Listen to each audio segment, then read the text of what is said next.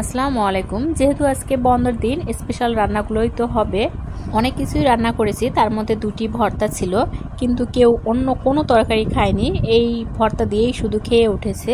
যে কোনো ভর্তায় অনেক যত্ন সহকারে যদি করা হয়, আপনার মুরগির মাংস বলেন, গরুর মাংস বলেন, যে মাংসই বলেন না কেন, আপনার খেতে একদমই রুচি হবে না ভর্তা রেখে, যেমনটি আমাদের বাড়িতে প্রতিদিনে হয়ে থাকে।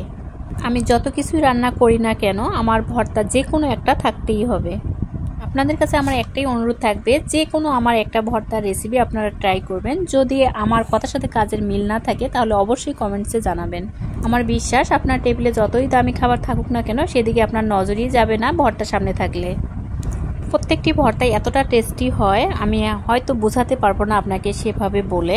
ভর্তা করতে গেলেই আমার একটা কথা খুব বেশি মনে পড়ে যায়, যখন আমি মাস্টার্স পরীক্ষা দেই।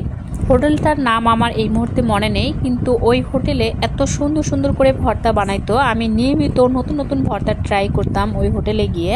যারা আমরা কারমাইকেলের স্টুডেন্ট, তাদের তো মূলত সিট পড়তো সরকারিতে বেশিরভাগ সময়। আর এই হোটেলটা সরকারি কলেজের আশেপাশেই হবে, আমার ঠিক মনে পড়ছে না। সেখানে বেশিরভাগ মানুষই যেত ভর্তা দিয়ে খাওয়ার জন্য। সেখানে কচু শাক থেকে শুরু করে সব ধরনের ভর্তা পাওয়া যেত।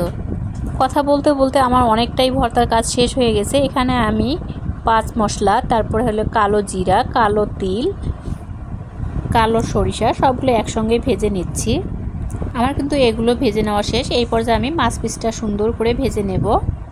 এই ভর্তায় মাছ না দিলেও চলে, কিন্তু ভর্তাটি আরও টেস্টি করার জন্য মাছটা আমি এখানে ভেজে নিচ্ছি ভর্তায় দেওয়ার জন্য। আপনারা চাইলে এটা স্কিপ করতে পারেন। এখন আমি লাউয়ের খোসা, সামান্য পরিমাণ লবণ, হলুদ আর রসুন দিয়ে ভালোভাবে সিদ্ধ করে নেব। আমরা লাউয়ের খোসা বেশিরভাগ সময়ই ফেলে দেই, কিন্তু এটা দিয়ে যে এত টেস্টি একটা ভর্তা তৈরি করা যায়, সেটা অনেকেরই অজানা রয়েছে। বড় বড় রেস্টুরেন্টে কিন্তু এই ধরনের জিনিস দিয়েই তারা ভর্তা তৈরি করে, কিন্তু সেটা খেতে কিন্তু অনেক সুস্বাদু হয়ে থাকে, দামও কিন্তু অনেক নিয়ে থাকে। কিন্তু কেউ খেয়ে বুঝতেও পারে না যেটা কিসের ভর্তা। আমরা বাঙালিরা বোকাও বটে। কথা বলতে বলতে কিন্তু আমার লাউয়ের খোসাও ভেজে নেওয়া হয়ে গিয়েছে। এই পর্যায়ে আমি মাছের কাঁটা ছাড়িয়ে নিচ্ছি।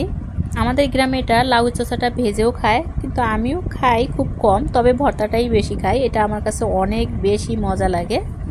আরও যদি থাকে কালো তিল, কালো সরিষা, 5 মশলা, কালো জিরা, তাহলে আর কি লাগে বলুন। এগুলোর সুগন্ধেই তো পেটটা অনেকটাই ভরে যায়। যার রুচি নাই সেও কিন্তু তৃপ্তিভাবে এই ভর্তা দিয়ে খেতে পারবে। কথা বলতে বলতেই কিন্তু আমার ভর্তাটা অনেকটাই হয়ে গিয়েছে, আপনারা দেখতেই পাচ্ছেন। ভর্তা যখন আমি বানাই তখন থেকেই খাওয়া শুরু করি। ভর্তার প্রতি আমার একটু বেশি লোভ। আমার মতো কে কে আছেন এরকম ভর্তা লাভার? ভর্তা হলে আর পৃথিবীর কোনো দামি খাবারই ভালো লাগে না। ভর্তা আমার করা শেষ, সুন্দর একটা সুঘ্রাণ বের হচ্ছে।